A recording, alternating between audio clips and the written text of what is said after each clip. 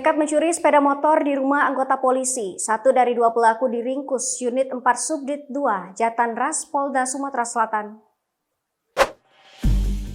Pelaku diketahui bernama Reno, 46 tahun, warga Dusun 7, Desa Campang 3, Kecamatan Cempaka, Kabupaten Oku Timur. Ia ditangkap Jatanras, Polda Sumsel saat berada di rumahnya. Pada saat dilakukan penangkapan terdengar suara tangisan sang istri yang tidak rela suaminya dibawa Jatanras Polda Sumatera Selatan.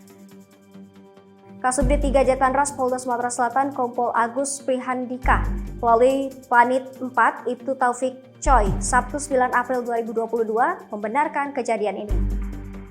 Informasi yang dihimpun bahwa kejadian pencurian tersebut dilakukan Reno bersama seorang rekannya yang masih buron atau DPO pada Minggu 14 Maret 2022 malam di sebuah rumah jalan Papragang Keluarga, Kelurahan Sei Pangeran, Kecamatan Ilir Timur 1, Kota Palembang. Pada saat kejadian itu, korban yang merupakan seorang anggota Polri memarkirkan motor jenis Yamaha NMAX biru BG 4889 ADO di teras halaman belakang rumahnya dengan kondisi terkunci stang dan kunci tambahan berupa gembok di roda depan sekira pukul 21 waktu Indonesia bagian Barat.